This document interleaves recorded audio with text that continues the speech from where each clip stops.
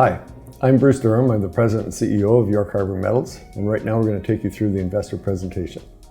What's really important in this slide is to understand how close we are to the ocean and how great the infrastructure is on the project. I've been at this business for more than 40 years. This project has all of the things that are required for a project to be successful. The last box to check on this one is how big is the deposit.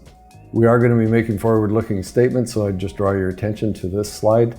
The York Harbour project is located on the western coast of Newfoundland. We've owned the property 100%. This is a classic volcanogenic massive sulfide project, so the main minerals are going to be copper and zinc.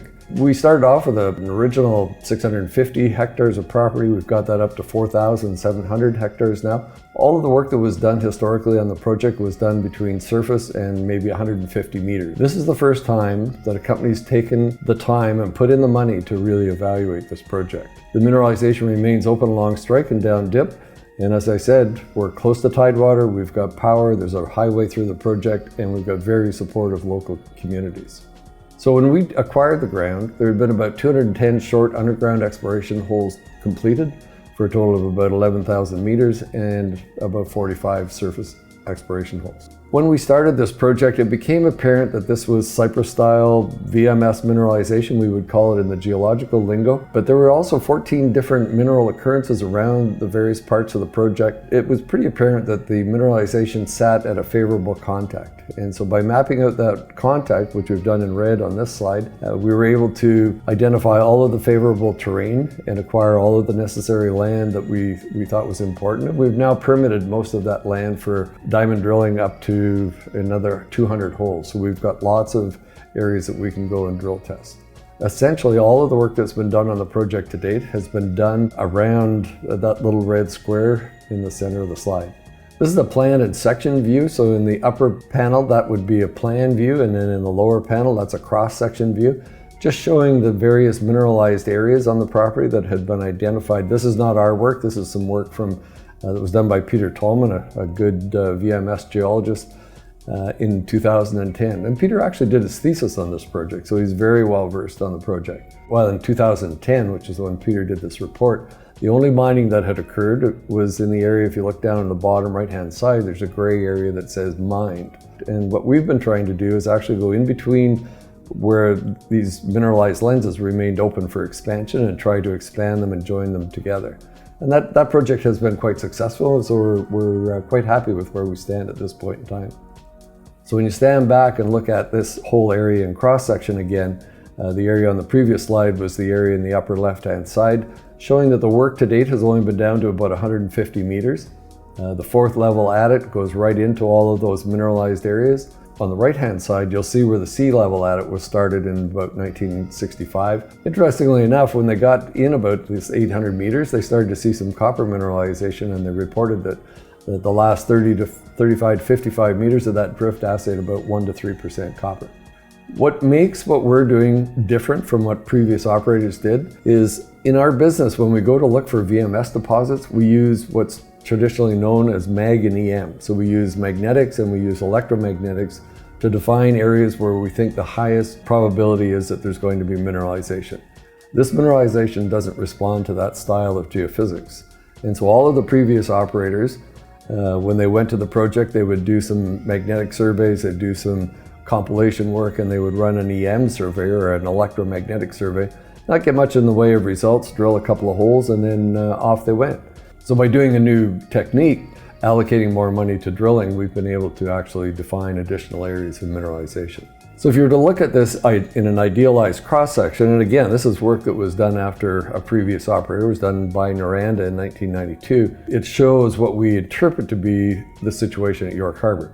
And so there are basalt units that are overlain by basalt units, but at that contact, there are actually volcaniclastic rocks and hyaloclastite rocks, we call them, that are mineralized with pyrite, chalcopyrite, sphalerite, literally no pyrrhotite. And so those are areas that are really good targets, high-grade mineralization, classic VMS style mineralization, but non-conductive. When the company started with its phase 1 drilling, they had one of the holes had a 52-meter interval of 0.85 copper, 0.5% zinc, And then when we got into phase 2, again, got into some really good mineralization. In this case, there were holes that ran 25 meters of 2.7% copper and including 9% zinc. Phase 3 is shown in red on this plan view. It also shows all of the historic drilling. You can see that there are some offsets, and you can kind of start to get an understanding of why some of the previous operators were struggling a bit to find the continuity of some of this mineralization. So at the end of phase 3, we had completed 66 drill holes. Some of the mineralization is quite spectacular. This is an interval from hole 22. This particular interval of 5.26 meters averaged almost 3% copper, but it also included 32% zinc. So this is extremely high grade. You can't get much more pure zinc mineralization than this. Here's some of the delicate structures in some of the really high grade copper mineralization that we've intersected. That piece of core would run 13% copper. So when you step back and look at what we've done to date and where we have to go, we compiled all of the historic information. It turns out that we've only worked a very small portion of the potential area of mineralization on the property. When you look at the horizontal lines on the center panel here, those lines are 150 meters apart. And so we've only worked about 400 meters, so we've effectively worked on 2 lines. So for phase 4, we've decided that we're going to do drilling. We've also been undertaking a large IP survey, not easy terrain to do a large IP survey, but we're trying to get as much data as we can. Induced polarization is different than electromagnetics, so if you can think of conductors versus capacitors, really what we're doing with IP is looking at how much charge we can get into the ground and how long that charge stays in the ground. If you've got non-conductive sulfides, so in this case it would be the pyrite and the chalcopyrite, then you can actually start to map out some of those areas of higher capacitance. We're also in the middle of our phase 4 exploration program as far as drilling goes, and we've actually put out this table that showed some of the intersections and some of the visual estimates of how much mineralization we had encountered. We've managed to assemble a pretty good board. I joined the company in January as the chairman. I've now moved over to be the president and CEO. Mike Williams has moved in as chairman. Mike goes back in the mining industry on the finance side for quite some time.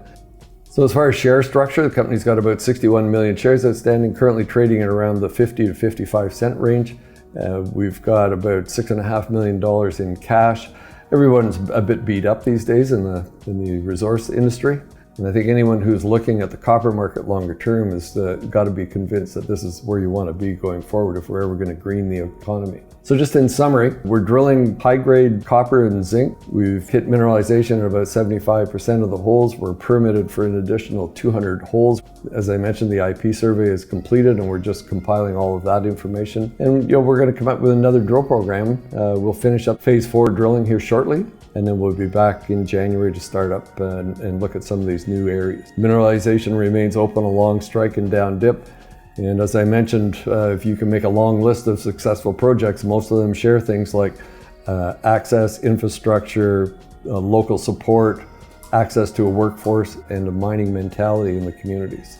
And certainly this project has all of those. All we need now is to determine what the size is.